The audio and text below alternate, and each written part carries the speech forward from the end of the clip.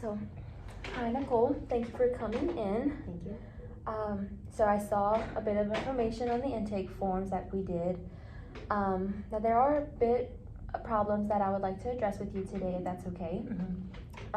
So I would first like to get a little bit of information on how life is for you at home.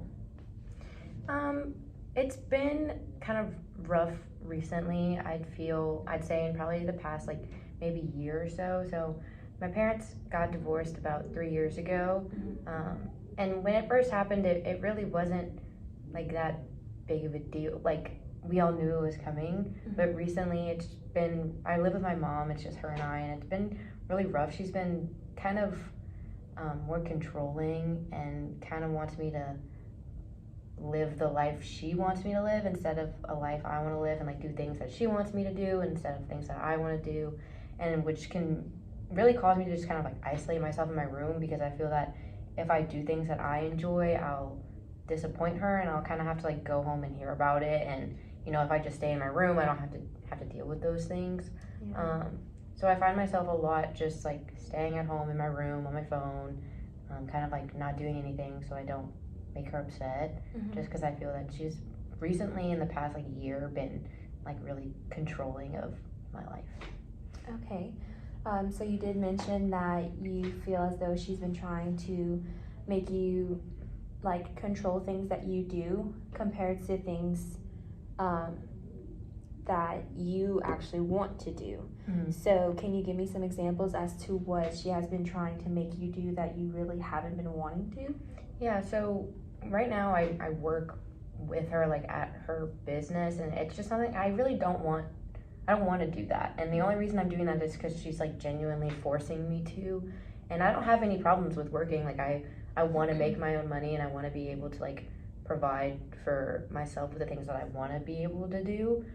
So I don't mind working. I want to work and make my own money. I just don't want to work with her. I don't want to work at her business, and she's really forcing me to do that. And I think it's causing an even bigger divide in our relationship, because I have to deal with it at home, and then work is something that you kind of get away from home to do, but I still feel that I'm going home because I'm going to my mom at work, and it's just she's really forcing me to do that, and I just don't want to work with her.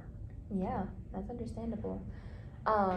So would you say that you said that it's kind of about the same as kind of going home with a mom and going into work with a mom as a boss, or is there some differences there? Yeah, there's a few differences. In my mind, it's the same thing. My mom is my mom, but there's a few differences. And she's a professional when she's at work, but she's still in my opinion, just as controlling to me as she is when we're at home and she's just mom and not boss. So there's a few differences, but I think just the biggest one is that she's just more professional and kind of low key about it than when we're at home, and she doesn't have to be professional about it. Yeah. So if she's being controlling at work, it's kind of more just in a professional way than it would be at home. Yeah. So you also mentioned before that you were isolating yourself. How long has that been happening?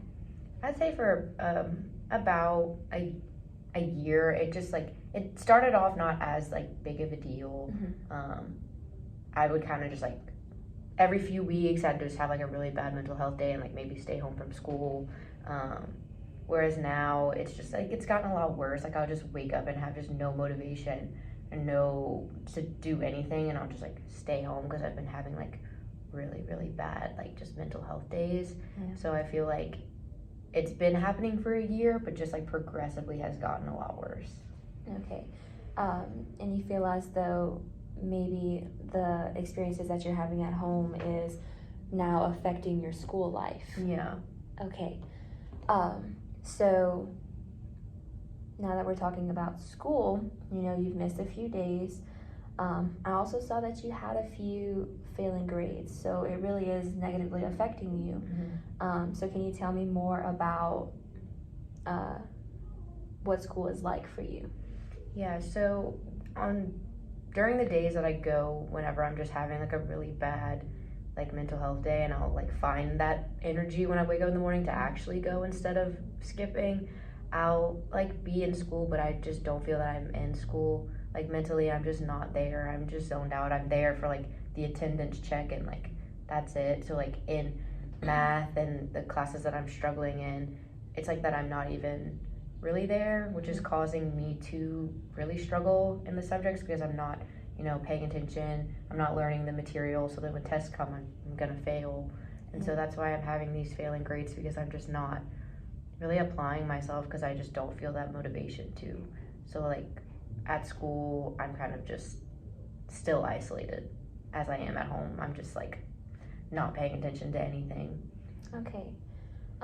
So you keep bringing up the word isolated, and I'm kind of wondering if you are actually isolating yourself completely, like from society, or are there a few people in your life that you actually can talk to or that you feel supported from? Yeah, so I have a few friends from like extracurricular activities that I do, that I talk to every now and then. But I also recently just got into my first relationship with my boyfriend. We've been dating for about 3 years, and it's been really nice talking to him because we've kind of established that we both kind of struggle with parent issues. Like he has kind of a controlling dad, and I have a controlling mom. So like when we talk about it, it's nice to like be with somebody who can kind of relate to the things that I'm talking about. So it's been really helping me a lot, and it's making me like a lot happier because I can talk to someone about these things. Whereas like before I met him and started dating him, my friends, they would listen, but they couldn't really relate or like give any sort of advice or what they've been through, because they haven't been through what I've been through. Right. And so talking to him and knowing that he's experienced kind of the same things with the parent that I have has been helping me a lot. Okay. So you feel as though you feel more heard and supported from your boyfriend, whereas not so much from your friends, just because they don't have the experience to relate to you. Yeah. Okay. Okay. So with school, I also saw that you have some after-school activities. Okay. Can you tell me about those? Yeah, so when I was really little, my mom, she put me in dancing. So whenever I started high school, she kind of pushed me to join the dance team just because I had been dancing. And I mean, at the time, I really enjoyed dancing. It's not that I don't enjoy it, but I never like wanted to be on dance team. Like it wasn't like something that I just really wanted to do. Right. But I did it because she asked me to, and like kind of like pushed me to do it. And so I'm on dance team, but recently I've joined the choir, which is something that I've found like a lot of passion in and something that I enjoy, where I've met some of my like closest friends in school. And so I kind of prefer that extracurricular over dance team. But those are the two that I'm currently in. Okay. So you're liking choir more rather than dance team, even though like you have found some enjoyment with dance team. Do you feel as though you're not enjoying it as much because now that pressure your mom has on you with dance team is kind of interrupting that enjoyment?